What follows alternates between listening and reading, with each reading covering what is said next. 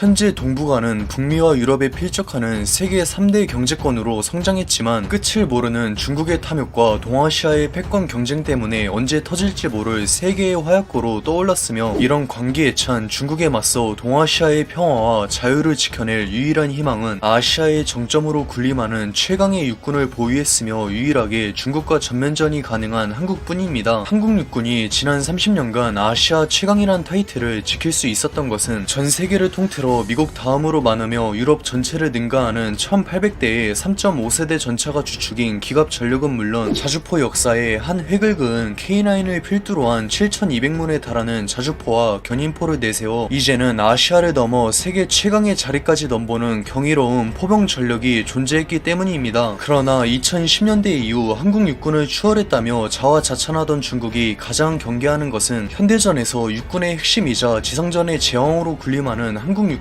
공격 헬기 전력인데, 한국 육군은 현존 최강의 공격 헬기인 아파치의 도입으로 만족하지 않고 한국형 공격 헬기인 LAH까지 개발하며 아시아 최강의 공격 헬기 전력을 보유하는 것을 목표로 삼고 있습니다. LAH는 2030년까지 6조 원을 투입해 215대의 국산 공격 헬기를 도입하는 한국 육군 역사상 최대 규모의 사업으로, 도입한 지 40년이 훌쩍 넘은 코브라 공격 헬기를 전량 대체할 예정인데, LAH는 한미연합군이 제공권을 장악할 것이라 굳게 믿고 공격 헬기 간의 공대공 전투를 포기한 대가로 동급의 중형 공격 헬기들을 아득히 넘어서는 압도적인 대전차 능력을 확보했습니다. 그동안 한국 육군은 그 명성에 걸맞지 않게 구형 공격 헬기인 코브라와 500M 디펜더만을 보유하며 감당할 수 없는 속도로 전력을 증강하던 중국 육군에게 아시아 최강의 자리를 넘겨줄 위기였는데, 아파치 다음가며 비슷한 체급에선 독보적인 대전차 능력을 보유한 LAH를 대량 양산하면서 압도적인 물량으로 한국 육군에게 낭만과도 같았던 중국의 기계와 군단은 무용지물이 되었습니다. 당연히 중국은 LAH를 대놓고 언급해 동북아의 평화를 위협한다며 초조한 기색을 감출 수 없었는데, 군사 전문가들 또한 최소 200대를 넘을 LAH가 아파치를 능가하는 재앙이라 평가했으며, 기계와 군단을 앞세워 한반도 진출을 꿈꿨던 중국의 야심찬 계획은 수포로 돌아갔는데, 대중국 포위망의 붕괴와 태평양 진출 모두 물거품이 되었으니 그저 하늘을 원망할 수밖에 없습니다. LAH는 원본이 유럽에선 이미 단종된 지 오래인 구형 기체를 바가지 쓰고 도입했을 뿐만 아니라 체급과 무장량에서 아파치보다 한참 열세라며 억울할 정도로 저평가를 받고 있지만, F-35의 도입 이전 한국 공군 최강의 전투기로서 동북아의 하늘을 제패한 F-15K는 1970년대에 개발되었으며, 한국이 도입할 LAH의 체급과 성능은 중형 공격 헬기인 코브라를 한참 능가합니다. 오히려 한국이 개발비를 전액 부담하는 조건으로 한참 잘나가던 기체의 독점 생산과 원본의 단종을 요구했기 때문에 LAH는 PT 기능 경쟁 없이도 폴란드와 아랍에미리트에 수출을 진행하고 있으며, 애초에 미국은 무장헬기의 라이센스 생산을 제한했는데 육자대의 닌자가 처참하게 폭망한 것을 감안하면 지금의 LAH는 최고는 아닐지언정 원하는 결과를 얻어낸 최선의 선택이었습니다. 무엇보다 LAH는 우월한 전자장비와 무장으로 체급의 한계를 가뿐히 뛰어넘었는데, 특히 한국형 헬파이어라는 말이 전혀 아깝지 않은 청검은 LAH의 핵심이자 전부라고 해도 과언이 아니며, 원본인 헬파이어는 전차포탄의 2배가 넘는 1400mm의 압도적인 관통력으로 아파치를 전차킬러로 만들었는데, 그와 동급인 청검도 현존하는 거의 모든 전차를 일격에 격파할 수 있습니다. 또한 한국 육군이 무슨 일이 있어도 2030년까지는 100대에 달하는 아파치를 보유하겠다고 천명하자 개발사인 보잉은 물 들어올 때 노졌겠다며 현지 생산은 물론 기술 이전까지 약속했는데, 개발된 지 30년이 넘은 아파치가 지금까지도 현존하는 공격 헬기의 정점이자 지상전의 제왕으로 군림하는 것은 경쟁자들이 도저히 따라잡지 못하는 우월한 전자장비를 탑재했기 때문입니다. 본격적으로 전차킬러라는 별명을 얻은 아파치 가디언의 핵심은 독보적인 표적 획득 장비인 롱보우 레이더이며, 롱보우 레이더는 최우선 목표 130개를 식별해 그중 16개를 동시에 공격이 가능한데, 한국은 아파치 도입국 중 유일하게 이 기술을 이전받아 LAH에 적용할 계획이며, 아파치의 압도적인 순간 화력은 무장량이 비교적 아쉽지만 215대에 달하는 LAH의 물량으로 대체할 수 있습니다. 그동안 한국 육군은 현대전에서 육군의 핵심 전력인 공격 헬기가 빈약하다는 것이 약점으로 지적받았는데, 조만간 현존 최강의 공격 헬기인 아파치의 최대 보유국으로 올라설 전망이며, 마침내 한국형 아파치인 LAH까지 양산해 아시아의 호랑이라는 이름값을 제대로 증명했으며, 한반도로 진출해 동아시아의 패권을 장악하려던 중국의 계획은 완전히 물거품이 되었습니다. 변은 익을수록 고개를 숙이는 법이지만 중국은 코로나 사태 이후 끝내 전 세계를 상대로 이빨을 드러냈으며 한국을 포함한 주변국들은 대중국 포위망을 결성해 중국의 숨통을 조이는 상황에서 태평양으로 향하는 마지막 관문인 한반도의 주인이자 대중국 포위망의 최전선인 한국과 중국의 대결은 피할 수 없는 숙명이며 동아시아의 운명이 한국의 손에 달렸다고 해도 과언이 아닙니다. 세계 5위의 군사 강국인 한국과의 전쟁은 제 아무리 중국이라도 막대한 피를 흘릴 각오를 해야 하지만 중국 입장에선 어떤 희생을 치러서든 동북아의 전략적 요충지인 한반도만 점령한다면 빠져나갈 틈이 보이지 않던 대중국 포위망은 파도 위의 모래성처럼 건드릴 것도 없이 저절로 무너질 것이며 현재 중국은 한반도를 담당하는 북부 정부의 절반을 훌쩍 넘는 지상군을 배치했습니다. 이미 한국군은 하늘과 땅보다 더한 격차로 북한군을 압도하며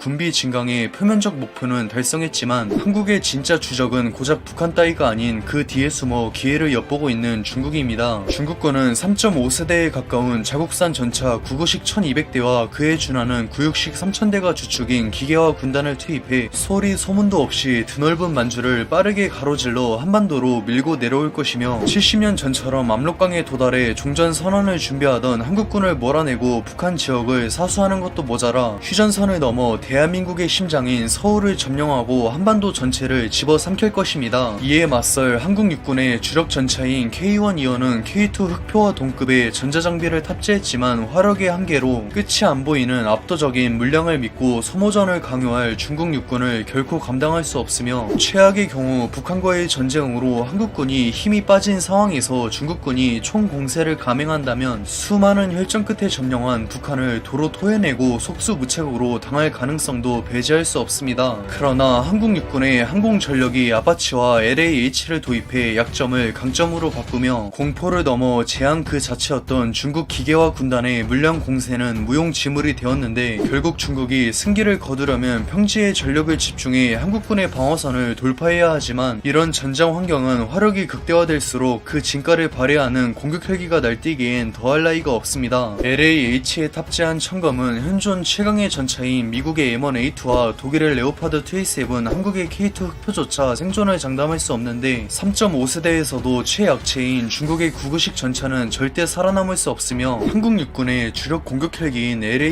LAH-215대는 이론상 한 번 뜰 때마다 860대의 전차를 격파할 수 있는데 여러 변수를 감안해 명중률을 절반으로 낮춰도 중국군은 한 개의 기갑사단을 잃게 됩니다. 한국 육군의 주력 공격 헬기인 LAH가 중국 육군의 기계화 군단을 상대로 진격을 늦추며 발을 묶어두는 사이 기동성과 생존성이 우월한 한국 육군의 아파치가 후방으로 지도새도 모르게 침투해 수십만에 달하는 병력을 먹여 살리기 위해 본토에서 지원할 중국의 보급로를 하나도 남김없이 끊어버린다면 최정예로 평가받는 북부 정부의 기계화 군단은 밤만 축내는 돼지로 전락할 것입니다. 한반도라는 지옥도에 갇힌 중국군은 밤낮을 가리지 않고 미사일 비를 퍼붓는 LAH 군단에게 쓸려나갈 것이며 설령 중국군이 공세 종말점에 도달하기 전에 뭐라도 해보겠다며 총공세를 감행해도 그들을 반갑게 맞이하는 것은 LAH가 벌어준 귀중한 시간 덕분에 재정비를 마친 한국 육군이며 북진 통일이라는 마지막 과업을 위해 거침없이 진격할 제7기동 군단에게 처참하게 도륙당할 것입니다. 한국은 아파치와 함께 LAH의 개발로 아시아 최강의 공격 헬기 전력을 보유하게 되었으며 한국형 아파치라는 말이 아깝지 않은 LAH는 진정한 자주 국방에 또 한 걸음 다가서는 원동력이 되었는데 한국 육군의 LAH 도입은 아직도 한반도를 노리고 있는 주변국들에게 압도적인 힘을 과시함으로써 동아시아의 중심인 한반도